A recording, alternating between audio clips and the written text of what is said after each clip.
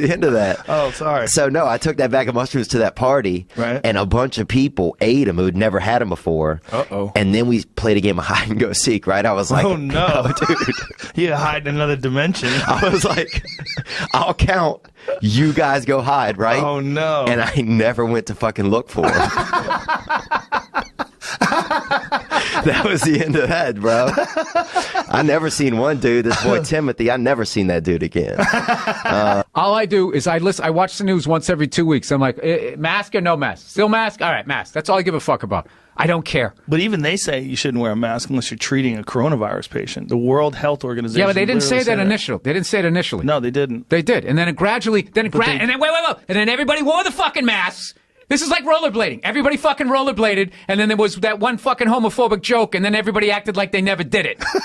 And then 100 million fucking rollerblades got thrown into the fucking ocean. We all wore masks. And then all of a sudden, people are fucking sitting there. What? You don't have the body type for it, dude. Your fucking knuckles would scrape on the ground.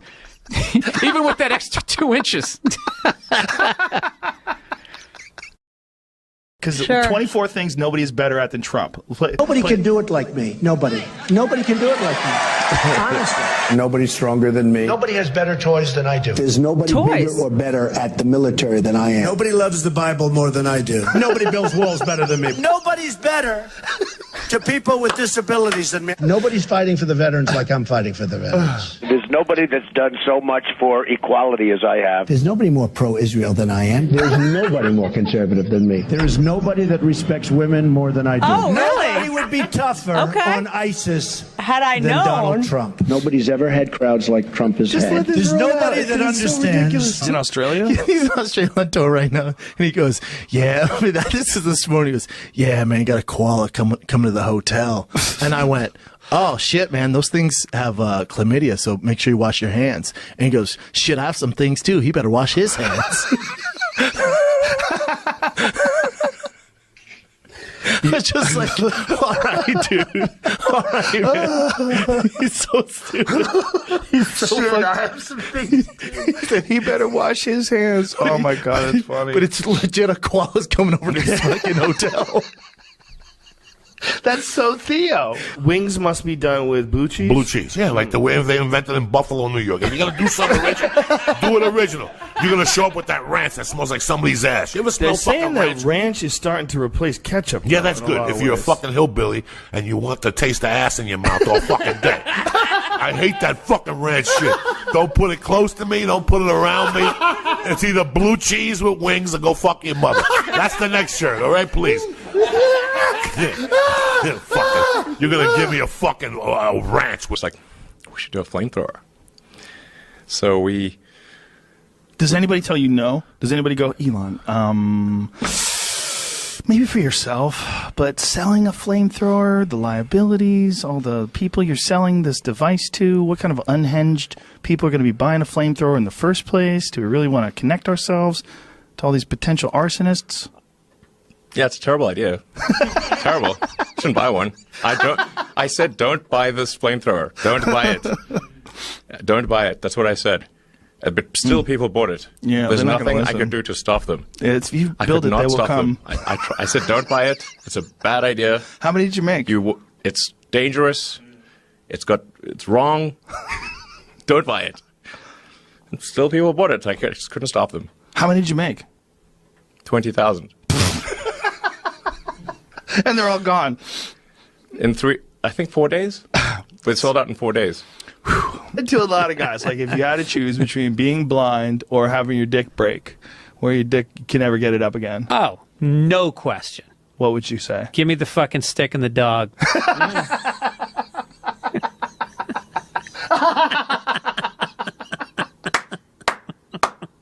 Give me the Stevie Wonder glasses. On the way home, we got on the bus.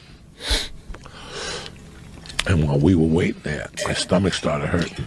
And I said, Jesus Christ, I don't know if I'm going to shit myself or fart, but let me just take a chance. Good move. And I blew this fart, Joe Rogan. That was so bad. Right? We were on a bus, and people started running, the school buses? People started running to the windows, right? To swing down the bus windows. But here's what gets better. I farted again. And the teachers were going, oh, my God, he's changing flavors. But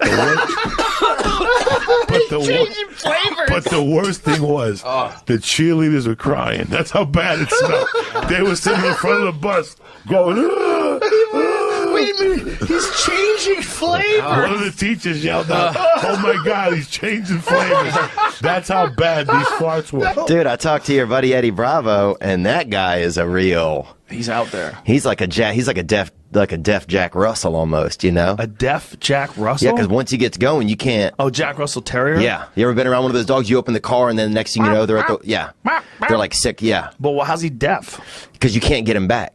Like, once he goes, you can't... You know what I'm saying? You can't get him back in the car. Like, you're sitting there honking the horn, you can't... That guy's out there. You know what I'm talking about? I do know what you're talking about, but I've never heard anybody make a description like that. A deaf Jack Russell Terrier. My father's friend, he was sleeping. His wife said, you have to go to the dentist. I said, why? He goes, your breath is so out of control. And they've been married for 25 years, so he goes, Jesus, all right. So check this out.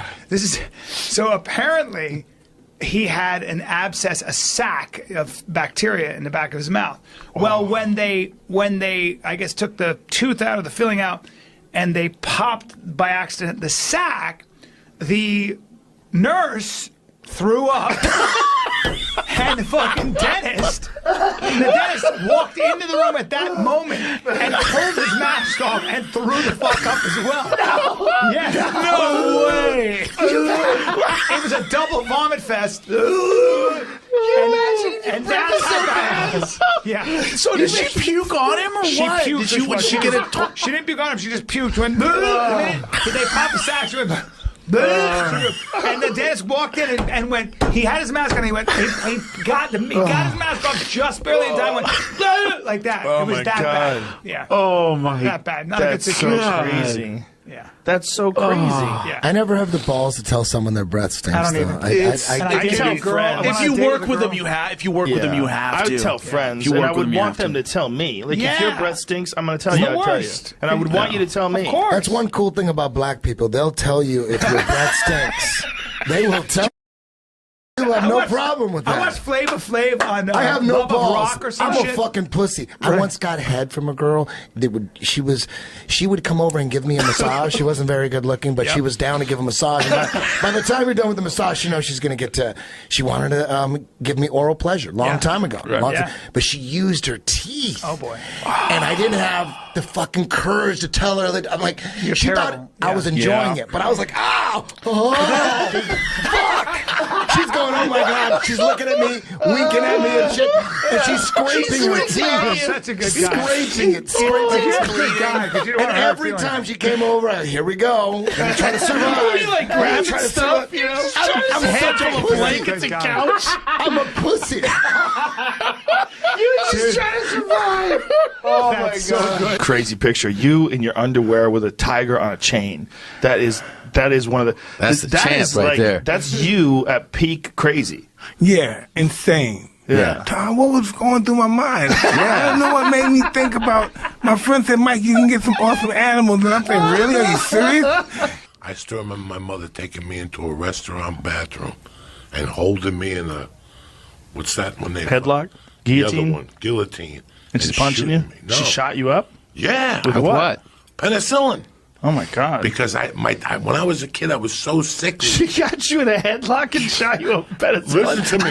Where'd the needle go?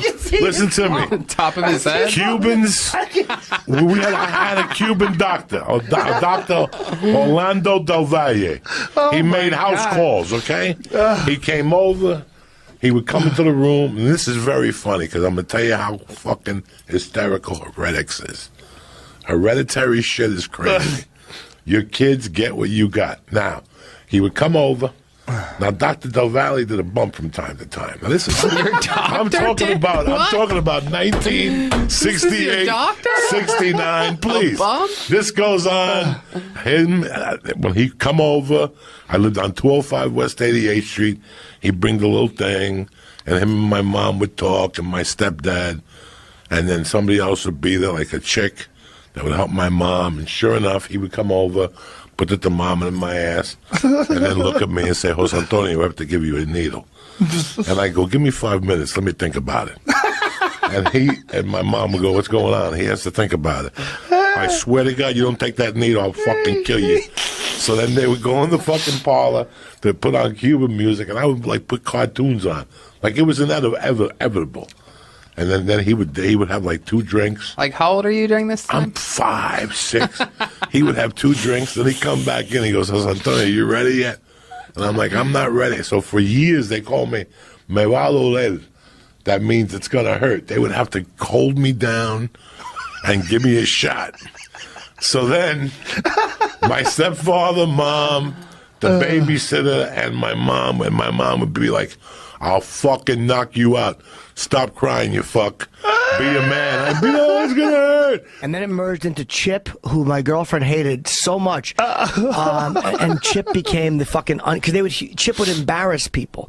I did that literally before I ever thought of doing it on the radio. I would be out with girlfriends and embarrass them by doing that. Like I would just be making bad jokes in the cab. And my girlfriend, Jen, and even girlfriend before her would just go, just shut the fuck up. It's not funny. And it made me so happy. And this is what would drive Jen crazy. We'd be in like a really nice steakhouse, and the waiter would come over, and she would order like the salmon, and then Chip just goes, "How much is that?" And would ask the waiter, and she was like, "Do you know how humiliating it is that people think I fucked that guy? People think I'm fucking this guy." No shoes and a fucking and I get they go to your property, you know, when they process you into jail, and so they pull out a bag of cocaine and they re-arrest me at the jail. Oh my God! So I'm in so I'm in there for like 3 days or something, and it's on the news, and then the apartment building's fucking over me, even though I rented 4 apartments in the building. Why did you rent 4? Because one was a skate park.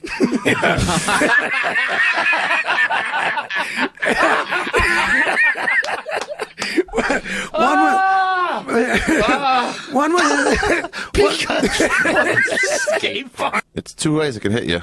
I do it on basketball, and sometimes in basketball, it's like someone will throw you a pass, and while it's in the air, you go, okay, what are my options here when this ball gets to me? I got him cutting. I could pass to him. I could shoot. I could pass it back. And it's like, all right, I'm ready. I think I'm ready. And then the ball comes to you. At other times, that ball just hits you in the face.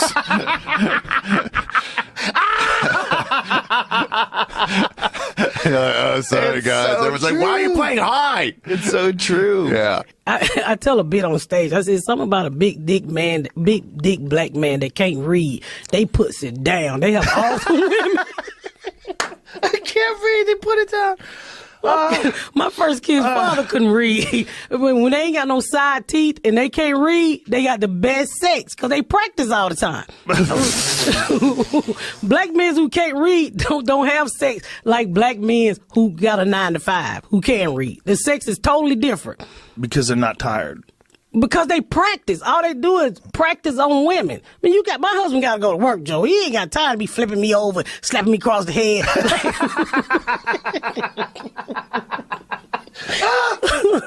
He ain't got time for all that ghetto love. Oh my God, I'm crying. He ain't got time for all that ghetto love. We'll go to the ghetto and buy the weed out of where I live at. They would go over to the ghetto. So I said, Juma, how much weed you buy? 1.5 grams. What the hell is that?